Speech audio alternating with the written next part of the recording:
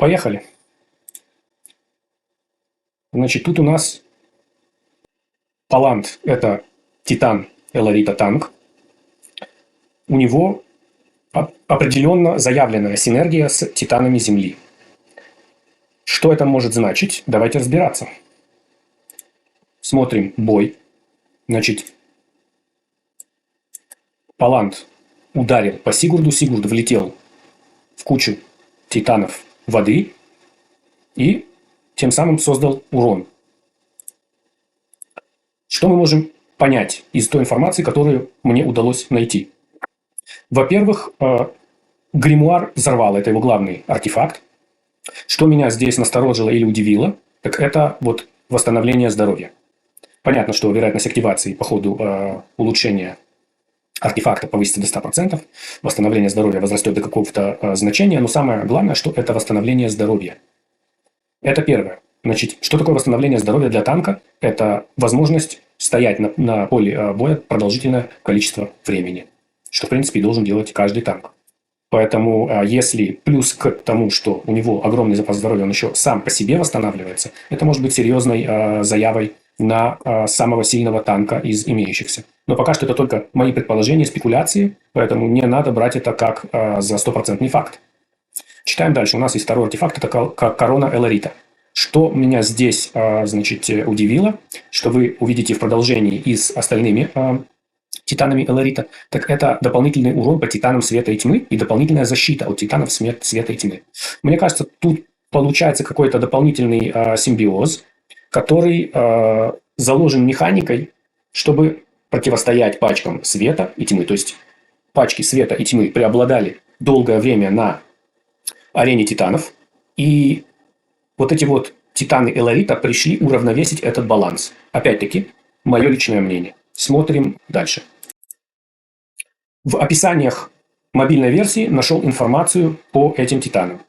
Значит, Палант, титан-защитник, хорошо сочетается со стихией Земли. То есть заявленная синергия со стихией Земли. Своим навыком Эларитовый таран Палант атакует ближайшую цель и отталкивает ее, что мы видели. Он атаковал Сигурда, и Сигурд улетел в кучу титанов воды. Во время движения цель наносит урон всем остальным противникам на своем пути, что и было показано. Значит, Сигурд влетел в своих титанов воды, в свою команду и нанес каждому урон. Тут мы наблюдаем бой. Я в YouTube нашел кое-какие ролики, где участвует Палант. Вот получился найти вот такой вот разбор. И, значит, он идет здесь как второй танк с Ангусом. Плюс у нас участвует, значит, да, Вердок, Эден и Сильва. Скорее всего, да, Сильва.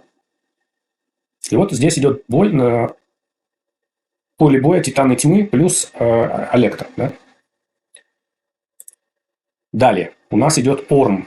Орм у нас Титан поддержки. То есть, если Палант у нас занимал роль танка, то Орм у нас идет как Титан поддержки. И здесь у нас имеются следующие умения. Значит, обряд Зарваля. Дополнительная защита от титанов света и тьмы. То есть, прослеживается продолжение мысли, которую я высказал минуту назад, что титаны Эларита – это некий балансирующий элемент между остальными титанами, значит, огня, земли и воды, и титанами света и тьмы. И также корона Эларита дает те же самые характеристики. Дополнительная атака по титанам света и тьмы, дополнительная защита от титанов света и тьмы. Далее, что в принципе делает Орм? Орм, титан поддержки, как я уже сказал, хорошо сочетается со стихией воды. То есть, его синергия заявленная с стихией воды. Своим навыком губительная связь Орм связывает всех союзников с центральным противником на 8 секунд. Накапливает часть получаемого союзниками урона и наносит его по привязанному противнику по окончании действия умения. Как точно это должно работать, я могу только предполагать, но я понимаю, что если Орм продержится вот эти 8 секунд, пока он связал себя с центральным противником, то там получается массивный урон, так как он накапливает этот урон на себе для начала, а потом выплескивает его на этого центрального противника. Ну, это я так понимаю. Если у вас есть какое-то более точное понимание, с удовольствием послушаю ваши замечания в комментариях, пишите, будем, значит, разбираться вместе.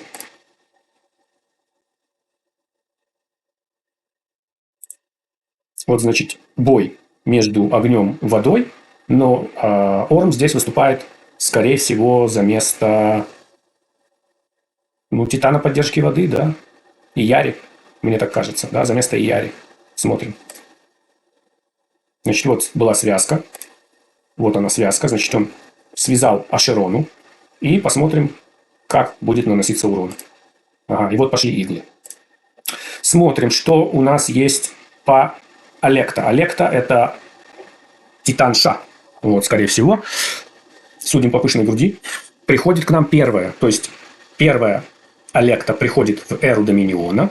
После этого, я не уверен, будет ли это Орм или Палант, но по логике это будет Орм, и третий Титан придет Палант. Поэтому вся, значит, временная цепочка, я думаю, что будет где-то в течение 3 месяцев. Алекта в этом месяце, следующий месяц введут Орма, и, наверное, значит, через месяц будет Палант. Но это, опять-таки, только предположение. Не надо ловить меня на слове и потом поливать всяким мусором. Вот, желательно конкретно писать, если у вас есть какая-то более достоверная информация. Разбираем Алекта. Значит, крыло Зарваля.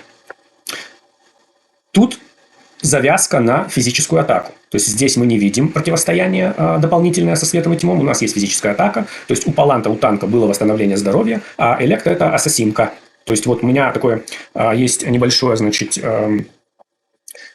как сказать правильно, значит, сочетание ее и Ясмин. То есть, обе героини проектируют себя на задний план, да, телепортируются на задний план противника и бьют по тылу, да, вырезая поддержку. Поэтому Электа – это физическая атака. Ну и дополнительная, значит, корона Эларита, да, дает атаку по титанам, дополнительную атаку по титанам света и тьмы, как у всех предыдущих титанов Эларита. Считаем умение, значит, Электрострелок хорошо сочетается со стихией огня. То есть, благодаря навыку Кара Судьбы, Алекта перемещается за спину противника в тыл с самой высокой атакой. Наносит ему и противникам вокруг 5 ударов и возвращается обратно. Пока активно умение, Алекта невосприимчива к негативным эффектам. Ну, вот примерно на базе умений Ясмин. Ясмин в своем проявлении ульты тоже неуязвима к урону.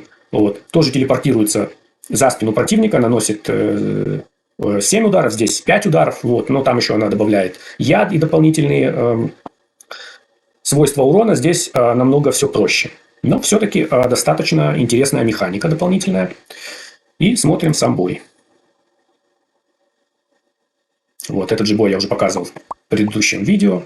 Здесь я хотел на секундочку остановиться, попросить вас поставить лайк еще раз, подписаться, нажмите на колокольчик, чтобы получать дополнительные разборы в будущем. И слова заключительные, скажем так, по титанам Эларита. Мне кажется, что по тем данным, которые я вот сейчас вам показал, эти титаны должны работать только в связке с какой-то определенной стихией. То есть, стихия огня, стихия воды и стихия земли. Я до сих пор не убедился, будут ли в итоге эти титаны работать как отдельная стихия. То есть, скорее всего, их вводят как дополнительных титанов с определенными характеристиками и умениями, но для поддержки элементарных стихий воды, огня и земли, чтобы сбалансировать противостояние с титанами тьмы и света. Ребята, пишем ваше мнение. Еще раз повторюсь, если у кого-то есть дополнительная информация, будем рады обсудить ее в следующих видео или в комментариях. Всем удачи в Доминионе.